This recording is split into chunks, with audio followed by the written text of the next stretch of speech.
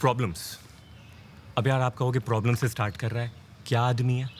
लेकिन यार मार्च 2023 चल रहा है और आपका भी तो हक बनता है जानने का दुनिया में क्या प्रॉब्लम्स चल रही हैं और क्रिएट कौन कर रहा है। स्टार्ट करते हैं विथ रशिया एंड यूएसए।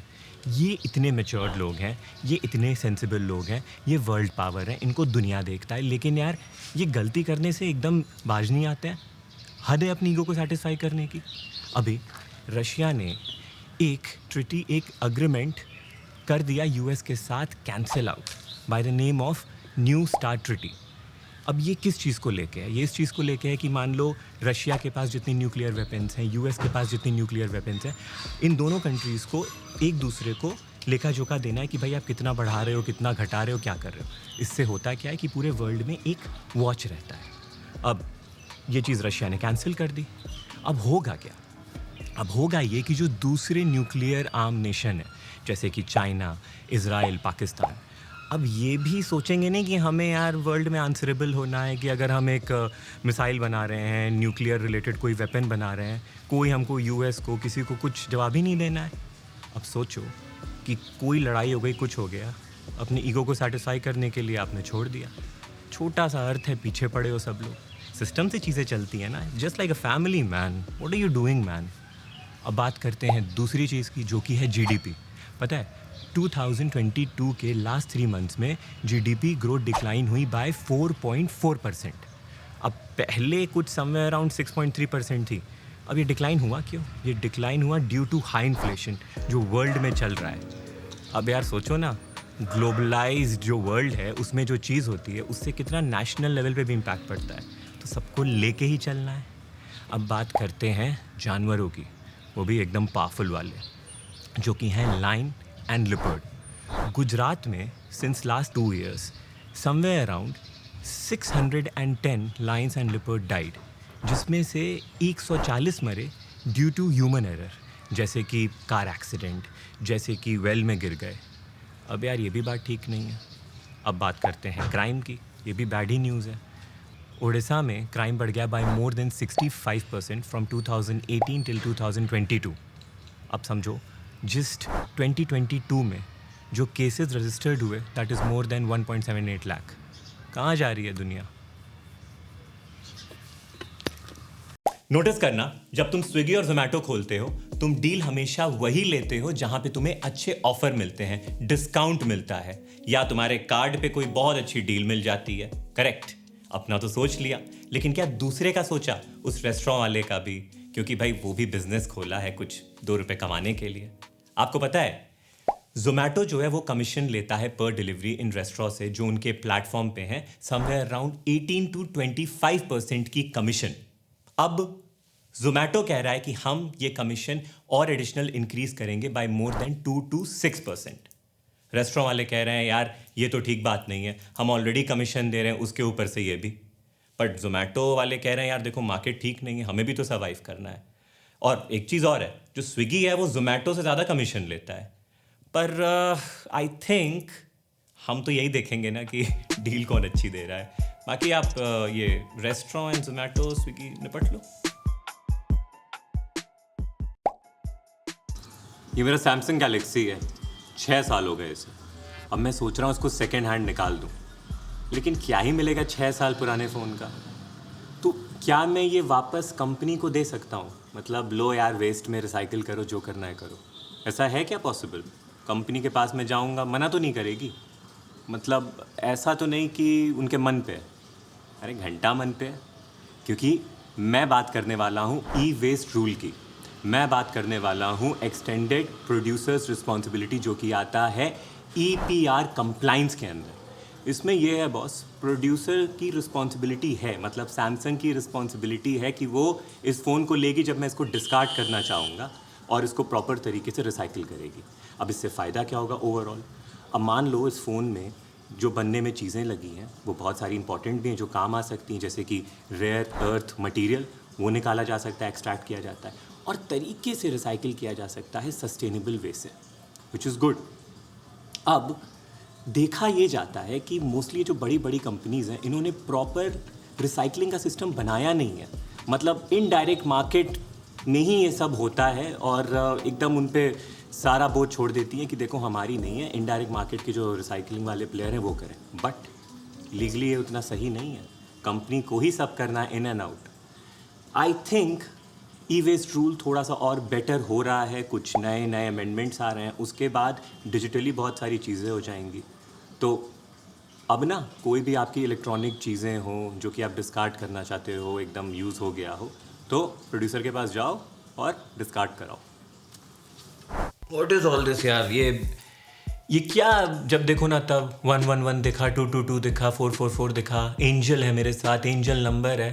अरे भाई पूरे दिन इंस्टाग्राम, फेसबुक, स्नैपचैट चलाते रहोगे, नोट्स के लिए भी फ़ोन यूज़ करोगे, हर मिनट फ़ोन देखोगे, बाथरूम में पॉटी करते हुए फ़ोन देखोगे, तो दिखेंगे ही ना एंजल नंबर, डेविल नंबर। हाँ, इससे तुम्हारी किस्मत बदल रही है। हार्ड वर्क करो यार, काम करो। जब तुम हार्ड वर्क करोगे तुम्हारे पास फ़ोन देखने का टाइम नहीं होगा, अपने आप किस्मत सुधर जाएगी। बढ़िया है। क्या लगता है ये जो वर्ल्ड में न्यू डिसऑर्डर क्रिएट हो गया है, इंडिया को करना क्या चाहिए? क्योंकि इंडिया की अब तक ये नॉन अलाइनमेंट वाली जो पॉलिसी चल रही थी, जिसमें इंडिया ना किसी कंट्री के प्रो था ना अगेंस्ट था, न्यूट्रल था, अब तक ये सक्सेसफुल रही इंडिया के लिए।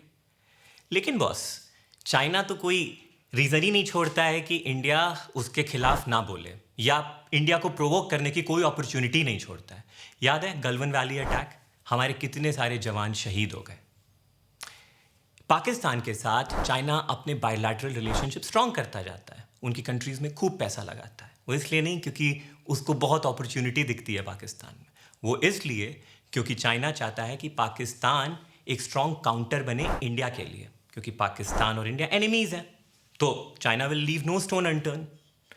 उसके बाद साउथ एशियन कंट्रीज़ हो गई और उसके बाद इंडियन ओशन कंट्रीज़ हो गई। चाइना यहाँ अपनी इन्फ्लुएंस बढ़ाता जा रहा है। एशिया में दो ही तो मेजर पावर है, एक चाइना और दूसरा कौन? इंडिया। तो आने वाले टाइम में कंपटीशन दोनों में रहेगा। अब इस पूरे प्रोसेस में वेस्टर्न कंट्रीज तो साफ बोलती है कि इंडिया को ओपनली कहना चाहिए कि वो इस चीज़ के फेवर में नहीं है और China is a bad country. पर इंडिया को ऐसा करना चाहिए क्या? नहीं, इंडिया को ऐसा नहीं करना चाहिए। मैं रीज़न देता हूँ, और इस पिक्चर में रशिया भी है। अब आप समझो, जो रशिया यूक्रेन वॉर हुई थी, इनफैक्ट जो चल रही है, इसके बाद बहुत सारी वर्ल्ड डायनेमिक्स बदल गई।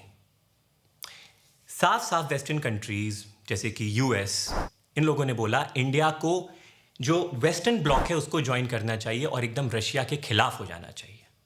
अच्छा, खिलाफ हो जाना चाहिए। अब मान लो कि इंडिया रशिया के एकदम खिलाफ हो गई, तो होगा क्या?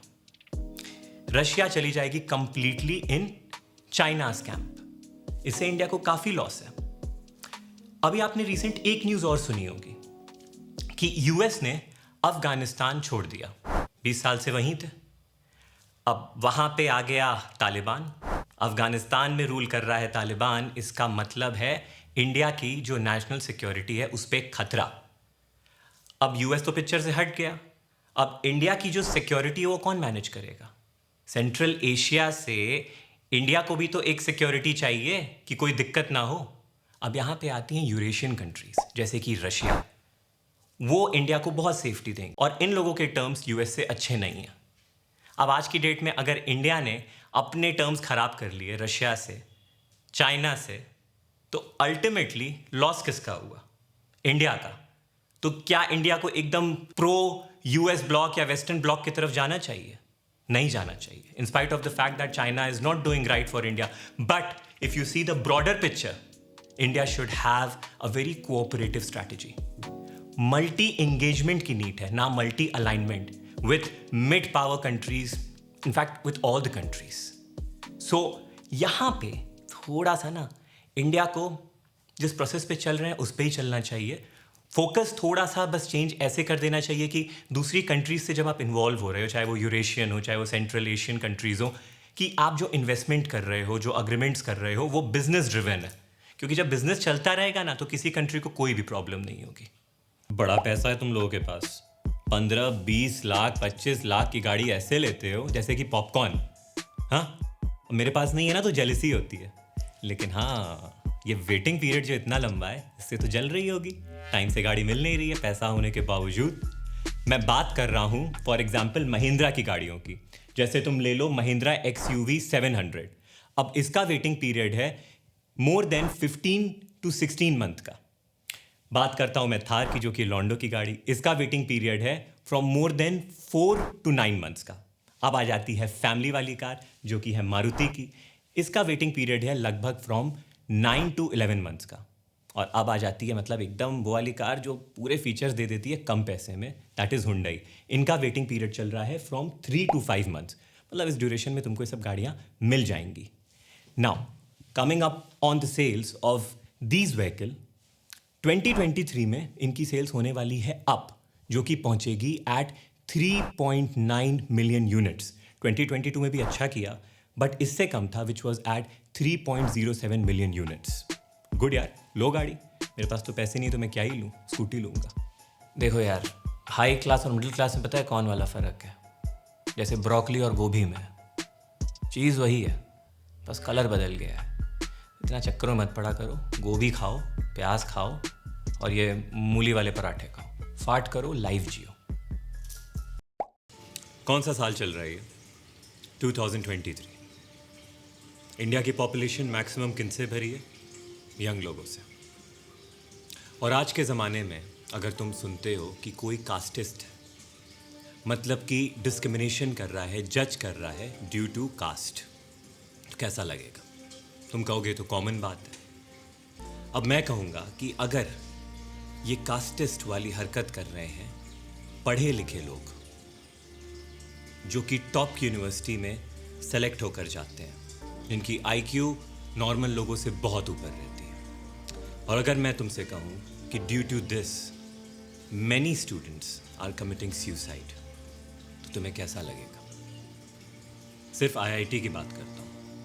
गवर्नमेंट का एक डेटा कहता है कि more than 34 students committed suicide from 2014 till 2021, जिसमें कि 50% स्टूडेंट्स जो थे, they were from the SC and the OBC class. अब बात करता हूँ सेंट्रल यूनिवर्सिटीज़ की, IIMs की और भी बड़ी बड़ी प्राइवेट यूनिवर्सिटीज़ की। वहाँ more than 88 students committed suicide from 2014 till 2021, जिसमें से मोर देन 60.22% स्टूडेंट्स थे from ST, SC and OBC class. अभी रिसेंटली एक किस्सा आया था जहाँ पे एक 18 या 19 साल का लड़का सुसाइड कमिट कर लिया IIT में फ्रॉम अ दलित क्लास। क्यों? क्योंकि उसके साथ डिस्क्रिमिनेशन। और ऐसे बहुत सारे बच्चे जिनके साथ डिस्क्रिमिनेशन होता है। कैसे होता है कि सपोज़ करो एक बच्चा जब अपने हॉस्टल रूम में बैठा है, उससे ये पूछा जाता है कि तुम्हारी रैंक क्या आई थी। वो कहता है कि कुछ 100, 200, 500, 600, और फिर उसको जज किया जाता है कि यार इस रैंक में इसका सिलेक्शन हुआ, इसका सरनेम ये है, मतलब ये तो कोटे वाला है। कोटे वाला है मतलब हमारे लेवल का नहीं है, हम तो हाई रैंक वाले हैं, जनरल हैं, ये डिज़र्व करते हैं, यहाँ आना, इनसे बात भी नहीं करनी है। अलग अलग चीज़ों को लेके डिस्क्रिमिनेशन होता है, कभी स्किन कलर, कभी इंग्लिश बोलने के तरीके से, और रैंक और ये तो छोड़ी दो। पता भी नहीं चलता है कैसे जो एक बच्चा कोटे से आया है उसको डिस्क्रिमिनेट कर दिया जाता है, उसको एक आउटसाइडर की फीलिंग दे दी जाती है। ये क्यों नहीं सोचते हैं कि जब डॉक्टर BR अम्बेडकर कॉन्स्टिट्यूशन लिख रहे थे, कोई तो वजह होगी जिस वजह से यहाँ पे कोटा सिस्टम स्टार्ट हुआ, क्योंकि इतनी डिस्पैरिटी थी हमारी सोसाइटी में, और आज चीज़ों को बैलेंस आउट करने के लिए किया जाता है। अभी के टाइम पे आपको लगता होगा कि यार जनरल वाले बहुत मेहनत करते हैं और करके आते हैं, तब वो वहाँ पहुँचते हैं, और वो थोड़ी कम रैंक पा के वहाँ पहुँच रहे हैं। बट ये भी तो सोचो, ये किया क्यों जा रहा है? ये किया इसलिए जा रहा है क्योंकि सोसाइटी में हर चीज़ एट पार रहे, कोई डिस्क्रिमिनेशन ना हो। अभी एक किस्सा और हुआ था जहाँ पे एक स्कूल के प्रिंसिपल ने एक छोटे बच्चे को बहुत मार लगाई क्योंकि उसने उनके बॉटल से पानी पी लिया था, और वो बच्चा शायद बैकवर्ड क्लास से था। क्यों भाई? वो इंसान नहीं है क्या? आप समझ रहे हो कि क्यों ये कोटा दिया भी जाता है? क्योंकि there is hell amount of discrimination. ताकि उनकी जनरेशन अपलिफ्ट होगी तो आने वाले टाइम में चीज़ें एट पार रहेंगी। कास्टिस मत बनो यार, स्पेशली पढ़े लिखे लोग। क्या कर रहे हो तुम? डिसफंक्शनल का वीडियो देखना चालू करो। न्यूज़पेपर पढ़ने की ज़रूरत नहीं है, तेरा भाई सेलेक्ट करके चीज़ें बोलता है। एपिसोड 15 डिसफंक्शनल भी देखो ना। No cap.